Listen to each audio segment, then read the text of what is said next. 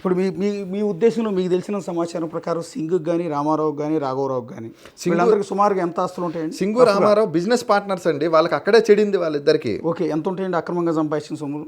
అంటే ఇప్పుడు నేను చెప్తానండి, అది రేపు పొద్దున్న నన్నే చూపించమంటే నేను ఎక్కడి నుంచి తెచ్చి చూపిస్తా? ఊరికి రఫ్గా సుమారుగా ఎన్ని వందల సింగు ఇంకొక 50 సంవత్సరాలు జైల్లో ఉన్నా కానీ ఆయన రోజు ₹1,00,000 తిన్నా కానీ అరగదండి, అంత ఆస్తి ఉంటుంది సింగికి. రామారావు అనే వ్యక్తి ఎప్పుడో దాటిపోయాడు. ఇప్పుడు అమెరికా పారిపోయాడు అని చెప్తున్నారు. మరి ఎలా వెళ్ళిపోయాడు రామారావు? దీనికి ఆన్సర్ ఎందుకు లేదు? శ్రీకాంత్ పారిపోయాడు అని వేస్తారు, శ్రీకాంత్ వెళ్ళిపోయాడు అంటారు. ఏసీబీ వాళ్ళు నాకు సార్ ఇప్పుడు ఒక కేసులో నేను ఉన్నప్పుడు ఏసీబీ నాకు నోటీస్ పంపాలి కదా. గతంలో డేట్ లేకుండా నోటీస్ పంపించి సింగు దొరకముందు, సింగు దొరికాక నాకు నోటీస్ పంపిస్తే ఖచ్చితంగా నేను రియాక్ట్ అవుతాను. మీ మీడియాకి ఎప్పుడు వాళ్ళు శ్రీకాంత్ గారు మీరు కూర్చున్నారు కదా అని మీరేం దోషి కాదు, మీరు ముద్దాయి కాదు, ఆరోపణలు ఎదుర్కొంటున్న వ్యక్తి మాత్రమే. ఇవాళ మీరు అక్కడ కూర్చున్నారు, నేను అడుగుతున్నాను కదా అని మీరేం దోషి కాదు. ఫస్ట్ ఆఫ్ ఆల్ గుర్తుపెట్టుకోండి. ఫస్ట్ ఆఫ్ ఆల్ ఒక టీవీ స్టూడియోకి మిమ్మల్ని పిలిపించి మరి కూర్చొని మాట్లాడుతున్నామంటే మీ మీద ఆరోపణలు మాత్రమే నమ్ముతున్నాం, నిజాలని అనుకోవట్లేదు. వచ్చిన ఆరోపణలు మీ మీద సింగ్ చేసిన ఆరోపణలు, ఇంకొంతమంది చేస్తున్న ఆరోపణల మీద మీ ఆన్సర్ని జనాలకు చెప్పిస్తున్నాం. ఇక్కడ అదే రామారావుని ఇక్కడ కూర్చోబెట్టలే మేము. నేను ఇన్ని చెప్పాను కదండి. మరి నేను 3 రోజుల క్రితమే దశరామరెడ్డి పేరు చెప్పేశాను, కేఎన్ఆర్ పేరు చెప్పేశాను, ధనుంజయ రెడ్డి, వీళ్ళందరూ ఎందుకు మాట్లాడలేపారు 4 రోజుల నుంచి ఈ రోజు వరకు? ఎవరు ఒక్కడు కూడా నోరు ఇప్పట్లేదు. ఎందుకు ఇప్పట్లేదు? అంబటి రాంబాబు వచ్చి ఎవరో చీమకుర్తి శ్రీకాంత్ అని మాట్లాడేసి వెళ్ళిపోయాడు. ఎందుకు వీళ్ళందరూ మాట్లాడట్లేదు? నా ఫోన్ వాళ్ళు అంటున్నది ఏంటంటే వైఎస్ఆర్ కాంగ్రెస్ పార్టీ వాళ్ళు ఒక కేసు పెట్టారు, మా బిగ్ టీవీ మీద కూడా ఒక కేసు పెట్టుకునేయండి. అసలు చీమకుర్తి శ్రీకాంత్ అనే వ్యక్తి ఎవరో మాకు తెలియదు. ఫస్ట్ ఆఫ్ ఆల్ చీమకుర్తి శ్రీకాంత్కి కేఎన్ఆర్కి లింక్ పెడుతూ తప్పుడు కథనాలు రాశారు అని. అసలు మీరెవరు వాళ్ళకి రిలేటెడ్? చీమకుర్తి శ్రీకాంత్ నేను చెప్పిన పేర్లకు తెలియదని అంటున్నారు కదా. కేఎన్ఆర్ అనే వ్యక్తి నాకు తిరుపతిలో దర్శనం చేయించాడు, ఆ డేటా తెప్పించుకోండి. పరిచయం లేదని చెప్తున్నాడు కదా అంబటి రాంబాబు, దట్స్ ఫైన్, అది పక్కన పెట్టేసేయండి. దశరామరెడ్డి వెస్టర్న్ హోటల్లో నా పేరు మీద బుకింగ్ అయి ఉంటుంది. ఆ రోజు దశరామరెడ్డి రోజు ఎందుకు వెస్టర్న్ హోటల్లో స్టే చేశాడు అది అడగండి. దశరామరెడ్డి గారు నేను చాలాసార్లు కలిశాము బయట, అదొకసారి అడగండి.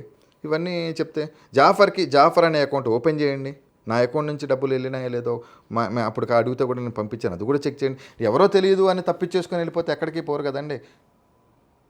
దశరథరామిరెడ్డికి మీరు ఇక్కడ వెస్టిన్ హోటల్లో రూమ్ చేసి చూడండి. ఇవాళ ఎవరో తెలియదు అంటున్నారు కదా.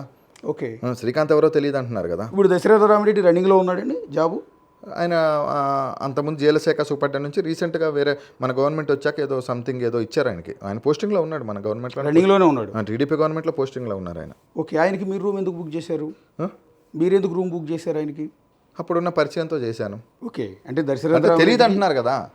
శ్రీకాంత్ ఎవరో తెలియదు అంటున్నారు. ఇప్పుడు మీరు అన్నారు కదా శ్రీకాంత్ ఎవరో తెలియదు అంటే, శ్రీకాంత్ ఎవరో తెలియదు రమ్మనండి ఒకసారి. వాళ్ళకి వెనకాల డబ్బులు ఉంటాయండి, నా అన్ని ఫ్రీజ్ చేసుకున్నారు, నేను రూపాయి ఖర్చు పెట్టుకోలేను బయటకు వచ్చి. నేను ఈరోజు నిజంగా ఏసీబీ నిజంగా నన్ను తప్పుడు కేసులో పెట్టి అరెస్ట్ చేసినా నేను బెయిల్ వేసుకోలేని పరిస్థితిలో కూడా ఉన్నాను, నేను ఈఎంఐలు కట్టుకోలేని పరిస్థితిలో ఉన్నాను. మీరు చూడండి ఇవన్నీ కూడా. నేను ఎందుకంటే మీరు వాస్తవాలు అనేది తెలుసుకోవాలి. ఎందుకంటే నా దగ్గర ఏదో 100 కోట్లు 1000 కోట్లు ఉన్నాయంటున్నారు కదా. ఒకసారి చూడండి, ఒకసారి ఇది ఎప్పటి నుంచి మెసేజ్, ఈ కేసు ఎప్పుడైందో చూడండి, ఓపెన్ చేయండి మీరు ఒకసారి. Okay, please clear over due amount. Okay sir, phone చేయండి ఒకసారి, బ్యాంకుకి ఫోన్ చేయండి. ఈఎంఐ. ఓకే, బ్యాంకుకి ఫోన్ చేయండి, ధనలక్ష్మి బ్యాంక్ ఈఎంఐ. కాల్ చేయండి ఒకసారి మీరు. ఓకే, డిసెంబర్ 17 నుంచి మెసేజ్లు వస్తున్నాయి ఈఎంఐ కట్టమని. ఓకే, నా బ్యాంక్ అకౌంట్లు ఫ్రీజ్ చేశారు. నాకు బ్యాంక్ అకౌంట్ లేదు ఈ రోజు వరకు. ఓకే, అన్నీ ఫ్రీజ్ చేశారు. నా బ్యాంక్ లాకర్ ఫోన్ చేశారు, పుస్తకాల తాడు ఫ్రీజ్ చేశారు. ఓకే, గోల్డ్ లోన్ పెట్టింది ఈరోజు, నిన్న రాఘవరావుది రైడ్ జరిగింది. గోల్డ్ లోన్ నాకు డబ్బులు అవసరం పెట్టుకుంటే ఆ రోజు ఫ్రీజ్ చేశారే. రికార్డు తెప్పేయండి డీజీ గారు. ఇదంతా మిమ్మల్ని ఇరికిచ్చింది కేఎన్ఆర్, దశరథరామిరెడ్డి, సజ్జల రామకృష్ణారెడ్డి. వాళ్ళు లేకుండా ఇది జరగదండి. ఓకే, కేవలం డబ్బుల కోసము, బ్లాక్మెయిల్ కోసమే వీళ్ళు ఏసీబీ రైడ్. మీరు ఇందాక చెప్పిన దాంట్లో ఒక ఇంట్రెస్టింగ్ ఎలిమెంట్ ఏంటంటే సబ్ రిజిస్టార్లో పోస్టింగ్లు అన్నీ కూడా ఒక్కొక్కరు పంచుకుంటారు. మంచిగా ఇప్పుడు ఎగ్జాంపుల్ ఉందనుకోండి, పడమట ఉందనుకోండి. ఫస్ట్ ధనుంజయ రెడ్డి గారు ఎగ్జాంపుల్, పడమట సబ్ రిజిస్టారు చేపించింది. పడమట ఎవరంటే చేపించింది సజ్జల రామకృష్ణారెడ్డి గారు, ఓఎస్డీ. ఓకే, కాబట్టి సజ్జల గారు సీసీ ఫుటేజ్ తెప్పించుకోండి, సీసీ ఫుటేజ్ తెప్పేయండి సార్. సీసీ ఫుటేజ్ తెప్పించుకుంటే అన్నీ తెలుస్తాయి కదా. ఓకే, అది తెప్పించుకోండి, అక్కడ తెలిసిపోద్ది కదా. ఓకే, ఆయనకి పరిచయం ఉందో లేదో అన్న తెలిసిపోద్ది కదా. ఓకే, పడమట సురేష్ బాబు గారి కాల్ డేటా తెప్పించుకోండి. పడమట సురేష్ బాబు గారి కాల్ డేటా తీసుకుంటే పడమట సురేష్ బాబుకిను సజ్జల రామకృష్ణారెడ్డి గారికిను ఓఎస్డీ దశరామరెడ్డి గారికి సంబంధాలు ఉన్నాయో లేవో ఒకసారి చూడండి మీరు కూడా. ఓకే, ఈ పడమటి సురేష్ బాబు ఎందుకు వచ్చే లైన్లో? పడమటి సురేష్ బాబు కూడా నాకు అయిపోయాడు కదా గతంలో పెనమలూరు ఎమ్మెల్యే. పడమటి సురేష్ బాబు కూడా నాకులాగే బాధితుడు అంటారు నేను కూడా. ఓకే, ఏ విధంగా అండి? అంతే, ఈ వీళ్ళ దగ్గర వీళ్ళు ఏం లేదు సార్, ఒక గ్రూప్గా డివైడ్ అయిపోతారు. ఇప్పుడు ఎగ్జాంపుల్ ఇప్పుడు ఎలా ఉంటుందంటే కృష్ణా జిల్లాలో ఒక 14 మంది పోస్టింగ్లు ఉన్నాయనుకోండి. ఈ 4 మేము వేసుకుంటాం, ఈ 4 మేము వేసుకుంటాం, ఈ 4 మేము వేసుకుంటాం. ఈ 4 జోలికి ఇంకెవరు రారు, మొత్తం వీళ్ళ చేతుల్లోనే అంతా. అసలు సబ్ రిజిస్టార్ అనేది అసలు డబ్బులు పెట్టకుండా సబ్ రిజిస్టార్ పోస్ట్ వస్తుందంటే అది అబద్ధం సార్. ఎవరు కేఎన్ఆర్, సజ్జల రామకృష్ణారెడ్డి, దశరథరామిరెడ్డి, ధనుంజయ రెడ్డి, అంతే. ఇంకెవరు ఉంటారండి? వాళ్ళే ఉంటారు, ఇంకెవరు లేరు. ఆ నలుగురే. ప్రతి ట్రాన్స్ఫర్కి, ప్రతి పోస్టింగ్కి, ప్రతి ట్రాన్స్ఫర్కి, ప్రతి పోస్టింగ్కి ఏదైనా కర్మగాలి సీనియారిటీలో కోర్టు ద్వారా తీసుకొని ఏమైనా కోర్టులో వేసామంటే వాళ్ళ మీద ఏసీబీ కేసు. రాఘవరావు కోర్టులో వేసాడు, ఈ రాఘవరావు మీద ఏసీబీ కేసు. రాఘవరావు కోర్టులో వేసాడు, ఎవరి మీద? మన సిఎస్ గారి మీద, రామారావు. ఏమైనా రామారావు ఎంబటే రాఘవరావుని 2 నెలలకే ఏసీబీ రెడీ చేశారు రాఘవరావుని. ఓకే. రాఘవరావు స్టేట్మెంట్ రాయించారు, నా మీద రాయించారు. తర్వాత 10 మంది సబ్ రిజిస్టార్లు రాయించారు. 10 మంది సబ్ రిజిస్టార్లు ఆస్తులు ఎందుకు ఫ్రీ చేయలేదు? రామారావుని ఎందుకు పిలిపిలేదు? ఎందుకు ఎంక్వైరీ చేయలేదు?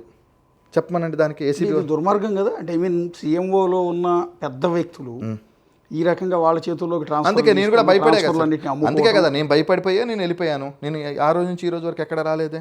ఇప్పుడు రీసెంట్గా మీరు వీళ్ళందరూ పేర్లు చెప్తున్నారు, మీకు ఏమైనా థ్రెటనింగ్ కాల్స్ వస్తున్నాయి? నాకు ఖచ్చితంగా ఆల్రెడీ నాకు లెటర్ వచ్చింది. నాకు చాలామంది ఫోన్లు చేస్తున్నారు. లెటర్ ఎవరండి? నాకు లెటర్ వచ్చింది ఆల్రెడీ. మీకు మీడియాకి ఇవ్వలేదు అనుకుంటున్నాను. లెటర్ అంటే సజ్జల రామకృష్ణారెడ్డి పేరు కానీ, ఓఎస్డీ గారి పేరు కానీ, ధనుంజయ రెడ్డి గారి పేరు కానీ, కేఎన్ఆర్ పేరు కానీ చెప్పేస్తే నిన్ను నీ కుటుంబాన్ని చంపేస్తామని చెప్పి రాసి పంపించారు. ఇంటికి పంపించారు. నీ కుటుంబాన్ని వాళ్ళ పేర్లు బయటికి చెప్తే నీ కుటుంబాన్ని చంపేస్తామని. ఈ రోజుకి ఇప్పటికీ నేను చెప్తున్నా కదా, ఇప్పటి నుంచి నేను బయటికి వెళ్ళాను అనుకోండి, నాకు ఏదైనా జరిగితే ఖచ్చితంగా వాళ్ళే బాధ్యత. నాకు మా మదర్ ఒక్కళ్ళే ఉన్నారండి, మా మదర్ నేను చూసుకోవాలి. మా ఫాదర్ రీసెంట్గా చనిపోయారు, నాకు ఇబ్బందులు ఉన్నాయి. నేను డైరెక్ట్గా చూపించా మీకు. అంటే ప్రధానంగా ఎవరి నుంచి థ్రెట్ ఉందని మీరు? నాకైతే కేఎన్ఆర్ దగ్గర నుంచి, సజ్జల గారి దగ్గర నుంచి అయితే ఖచ్చితంగా థ్రెట్ ఉంటుందండి 100%. ఎందుకంటే వాళ్ళ దగ్గర నుంచి ఉండకుండా అయితే, సజ్జల గారి దగ్గర నుంచి ఉంటుందో లేదో కానీ ఓఎస్డీ గారు లేకుండా సజ్జల గారు చేయరు కదా. వాళ్ళ దగ్గర నుంచి అయితే ఖచ్చితంగా ఉంటుంది. అంటే ఎలిమినేట్ చేస్తారనా, మీరు దాడి చేయిస్తారనా? దాడి చేపిస్తారని నేను అనుకుంటున్నాను.